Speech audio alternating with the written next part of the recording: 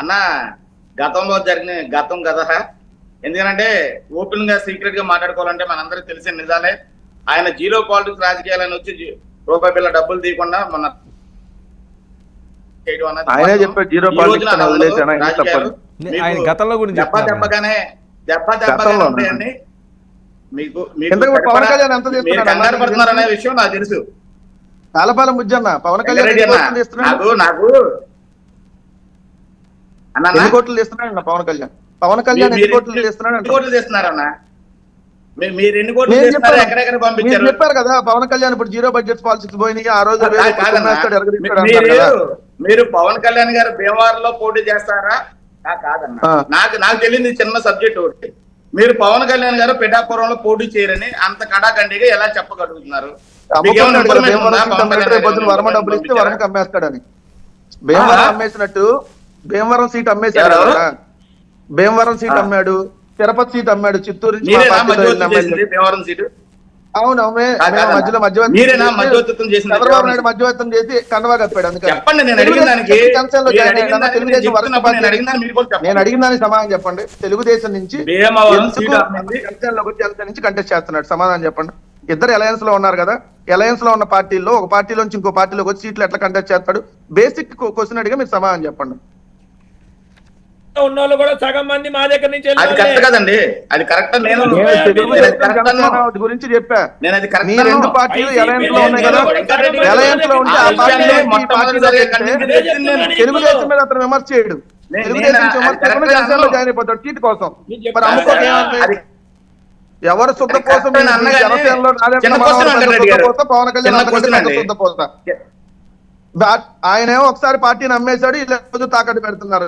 ఎందుకు ఇప్పుడు నేను మళ్ళీ డెప్త్ కి వెళ్ళాను, చాలా దూరం వెళ్ళాలి. వెంకటరెడ్డి గారు ఒక నిమిషం ఆయన మాట్లాడినాను. కాదండి, అమ్మకంలో పెట్టినప్పుడు మీరు ఏమైనా మధ్యత్వం చేశారా? నేను అడిగిన దానికి సూటిగా సమాధానం చెప్పండి. డబ్బులు పెంచామంటున్నారు కదా,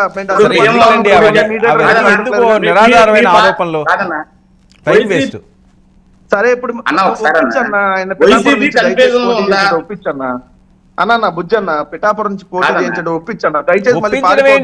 ఆయన పవన్ కళ్యాణ్ చెప్తారు సార్. నేనేమన్నాడు 24 గాయత్రి మంత్రం అన్నాడు, 21 ఏ మంత్రం? 24 నుంచి 21 తగ్గించుకుని ఏ మంత్రం? నా మాట ఏమనండి ఒకసారి. వర్మ చెప్పండి. వెంకటరెడ్డి, నేను రాత్రి ఒక పెద్ద ఆయనతో మాట్లాడితే మీకు లాగానే మాట్లాడారు. ఎందుకంటే పవన్ కళ్యాణ్ గారు మా పార్టీని జరిపించడం కోసం పిఠాపురం అంటున్నారు. పిఠాపురంలో పోటీ చేస్తారో, గాజువాకలో పోటీ చేస్తారో, భీమవరంలో పోటీ చేస్తారో అర్థం అవట్లేదు మా వాళ్ళకి. మేము డబ్బులు ఎక్కడ రెడీ చేసుకోవాలో అర్థం అవట్లేదు అని చెప్పారు. అదే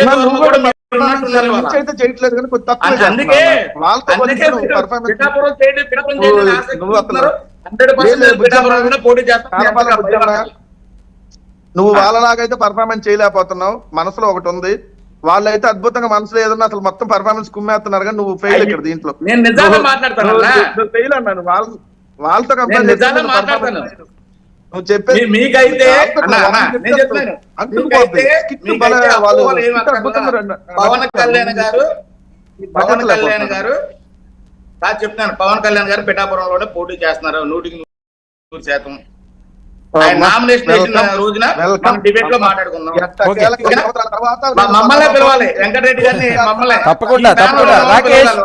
రాకేష్ ఏంటి బాలకృష్ణ గారి మీద మహిళట, లోకేష్ గారి మీద మహిళట, పవన్ కళ్యాణ్ గారి మీద మహిళట, ఎట్టి పరిస్థితుల్లో ఓడిస్తాం, వాళ్ళ అసెంబ్లీ గేట్ దాటనే గారు. పవన్ కళ్యాణ్ గారి మహిళ హనుమాన్ గారు పవన్ కళ్యాణ్ గారి కన్నా ముందే వంగా గీత గారిని ప్రకటించడం జరిగింది అక్కడ. ముందే వంగా గీత గారిని ప్రకటించడం జరిగింది అక్కడ. ప్రకటించడం అంటే కాదండి, అంటే అది ఇన్ఛార్జీలు అండి.